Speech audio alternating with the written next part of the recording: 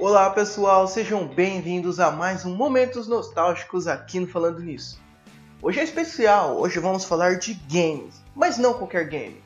Hoje vamos falar de um gênero que une literalmente a paixão dos brasileiros hoje: futebol e videogame. Hoje é dia de falar da franquia de Alejo e companhia.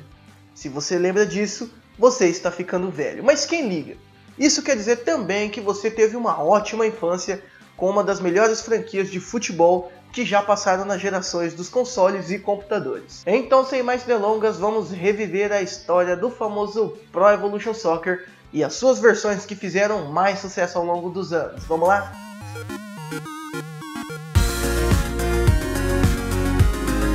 Aqui foi onde tudo começou. International Superstar Soccer pode não ter sido a primeira tentativa da Konami para um jogo de futebol, e nem a primeira a ser vista de um ponto de vista isométrico. A EA chegou antes com o primeiro game da série FIFA em 1993, enquanto esse jogo compartilhava muitas das características do seu predecessor 8 bits. Sem as licenças oficiais que a rival tinha, a Konami acabou inventando o nome dos seus jogadores. No entanto, ela se parecia muito com as suas versões reais.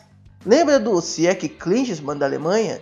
Do Galfano Roberto Baggio da Itália? E é claro, do Alejo, talvez Bebeto na primeira versão do game. Havia uma mudança sutil nesse jogo para os antepassados do futebol. O lado arcade dava espaço a uma simulação maior, com a presença de características como energia e atitude, as malditas carinhas roxas e azuis que deixavam o jogador ruim, e até mesmo um modo de treinamento exigente. Um pouco depois, naquele mesmo ano, a Konami lançou uma versão Deluxe, com espaço para comentários e partidas cooperativas, deixando 2 jogadores enfrentarem o computador. International Superstar Soccer pode não ter vencido o FIFA em termos de vendas, mas mora até hoje no coração dos jogadores brasileiros, especialmente na sua versão estilosa de Nintendo 64, no qual Alejo já era mais parecido com o Ronaldo Fenômeno e pela edição pirata Campeonato Brasileiro de 96. O insaciável apetite dos japoneses pelo futebol de videogames levou a Konami a criar 2 séries em paralelo. A Konami Computer Entertainment de Osaka foi responsável pela série Perfect Eleven, enquanto a divisão de Tóquio da empresa criou o World Soccer Win Eleven, lançado na América do Norte. Enquanto a franquia ISS continuou nas plataformas da Nintendo, foi a série Winning Eleven que levou a franquia a atingir um novo posto de importância no PlayStation, tornando-se logo um favorito dos fãs. O Winning Eleven 4, ou ISS Pro Evolution, foi a mais notável das séries, com a criação do Master League e, pela primeira vez, 16 times e não seleções foram adicionadas ao jogo. Embora seus atletas tenham sido substituídos por um bando de Zé Ninguém, mais uma vez problemas com licenças, os jogadores tinham que tomar conta desse esquadrão de zeros à esquerda e transformá-los em um time galáctico, ganhando pontos ao vencer jogos contra as circunstâncias. Foi uma ideia que levou os jogadores do mundo todo a criar a sua própria história de sucesso, sendo um hit instantâneo com críticos e audiências do mundo todo. Hoje, a jogabilidade do game ainda permanece sofisticada, sendo que aprender a técnica do passe 1-2 é a chave para o sucesso. A outra série da Konami ainda teve alguma sobrevivida, mas enquanto ISS 2 chegou à 6ª geração de consoles, o game estava bem atrás do seu companheiro de empresa. E em 2003, a Konami deu o resultado. Era melhor ter 11 vencedores do que 11 perfeitos. Pelé e Pepe, Ronaldo e Rivaldo, Chris James e Terry Butcher, os comentaristas em inglês do primeiro Pro Evolution Soccer. O mundo do futebol é cheio de grandes parcerias, e você pode colocar PES e o PlayStation 2 nessa lista. O PES, ou Winning Eleven 5, chegou no PS2 em 2001, em um relacionamento que durou 2 gerações de videogames, até ser encerrado em PES 2014, o último jogo do Play 2 lançado uma semana antes da chegada do Play 4 no mercado. Nos campos, nós vimos uma série de melhorias, como motor gráfico, gameplay mais rápido e físicas mais autênticas, resultando em movimentos melhores de bola e jogadores. PES 3 guarda algumas das melhores memórias, com muitos games corporativos e competitivos contra amigos e alguns DualShock 2 quebrados por tanta frustração após algumas partidas. PES 3 também foi a era dos arquivos opcionais, customizações que se tornaram tão flexíveis que alguns editores eram capazes de recriar uniformes reais e até os logos de patrocinadores. Em alguns casos, o resultado era ainda melhor que o licenciamento da FIFA. Ainda há uma grande discussão sobre qual desses dois, e alguns consideram o PS4 também, é o melhor jogo da série. Foram dois games incríveis para 2 anos consecutivos com forças diferentes. PS5 trazia significativos desafios, sendo um jogo que valorizava o passe graças às suas duras defesas. Você realmente tinha que conquistar os seus gols, trabalhando uma abertura nos zagueiros. Já o PS6, por outro lado, era um jogo mais fácil, cheio de dribles, tornando possível que os jogadores tivessem mais controle e passassem pelas defesas com mais facilidade. PS5 era mais próximo da realidade, mas as partidas tinham um tom amargo graças à dificuldade de penetração da defesa. O 6, por outro lado, com sua facilidade de fazer gols, fazia o jogador se sentir como se tivesse uma conquista menor. No entanto, é a versão mais recente que tinha um melhor encontro entre autenticidade e entretenimento. E caso você se pergunte por que raios o Adriano sempre era bom no jogo, é fácil explicar. O produtor Shingo Tatsuka era um fã do Inter de Milão, e para a cultura brasileira gamer, esses dois jogos foram muito importantes por um motivo. Eles foram base para a criação de clássicos como Brazucas e Bomba Pet, cheio de imagens de garotas com poucas roupas e com narrações modificadas de Silvio Luiz a Galvão Bueno e Kleber Machado, os times brasileiros sempre bombados. Esses títulos fizeram a alegria de muitos moleques sem grana no bolso e dos camelôs pelo país afora.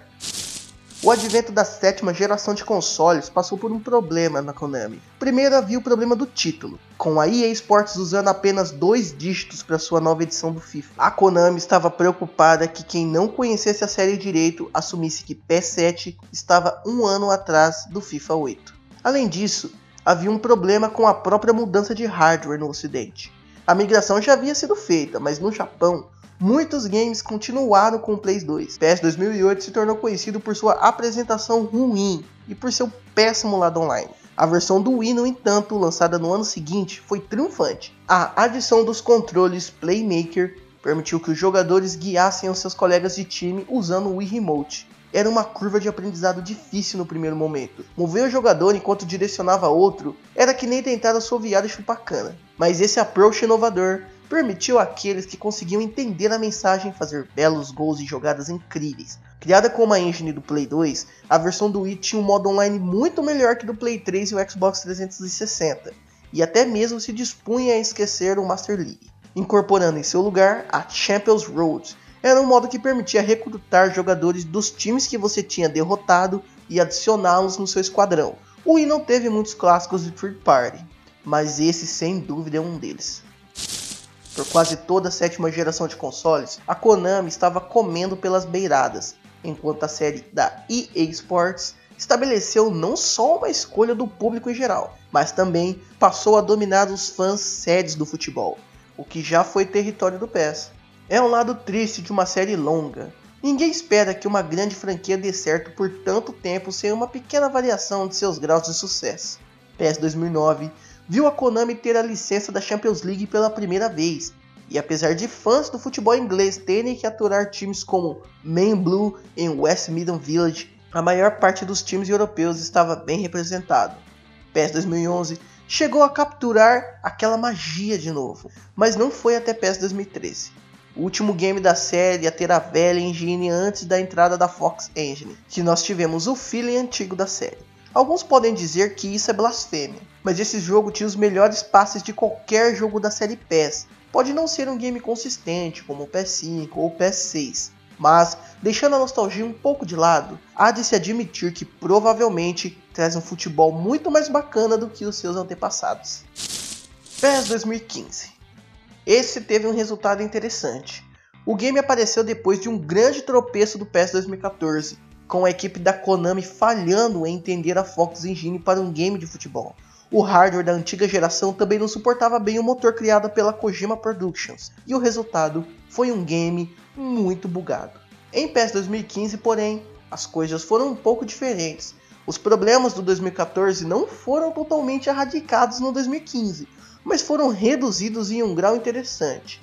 Aqui, há um PES rodando a 1080p a 60 frames por segundo, com uma boa inteligência artificial e uma física plausível. Com o novo time comandando os licenciamentos e a chegada do MyClub, uma resposta do PES a Ultimate Team a Konami mostrou que poderia bater de frente com FIFA novamente. Foi um esforço bem recompensado pela crítica. PES 2015 foi o melhor game de esportes da Gamescom e da Paris Games Week, e os reviews foram os melhores em anos.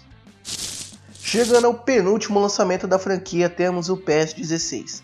Essa é a prova que a Konami achou o caminho para sua franquia mais valiosa. Ainda existem bugs de colisão, roubadas de bola e falhas primárias nos modos de jogo, animações repetidas e um autosave manual. Mas é inegável que a parte mais importante do game evoluiu: os controles. Pela primeira vez em anos, carregam um conceito unificado, calçado em um estilo de jogo ágil, que dá preferência ao meio e ao ataque e flui sem travamentos tão comuns das edições anteriores. O PES 2016 está longe dos tempos áureos da franquia, mas é a primeira edição em muitos anos a lembrar um pouco da alegria que era jogar o Winning Eleven no Play 1 e no Play 2. Uma dinâmica rápida de jogo, com o meio-campo sendo um setor importante na tática e uma disputa acirrada entre ataque e defesa.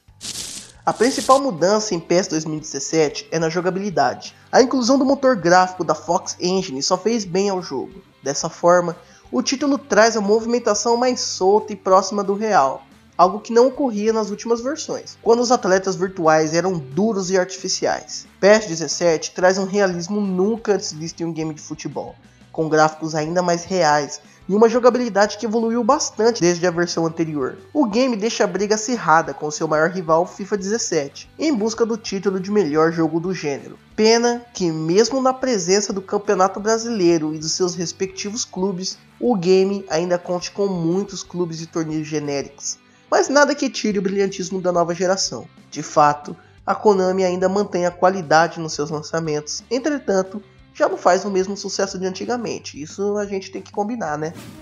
E é isso aí, pessoal. Embora a rivalidade entre FIFA e PES hoje, FIFA esteja na frente, a jogar por toda a história que nós apresentamos aqui, podemos dizer para vocês com certeza que PES e a Konami ainda podem nos surpreender e muito. Sua opinião é muito importante para nós, então compartilhe ela conosco. Diga aqui embaixo nos comentários o que você achou desse vídeo, se você joga mais FIFA ou se você joga mais PES. E para completar a semana, não deixe de ler uma ótima matéria sobre Pro Evolution Soccer lá no nosso site, contando tudo sobre a história da empresa que deixou esse legado maravilhoso, a Konami. Sugestões para novos vídeos são muito bem-vindos. E como você já sabe, não se esqueça de dar aquele like e aquela compartilhada para dar uma força no nosso trabalho. Até a próxima quinta-feira, nesse mesmo bate-horário, e tchau!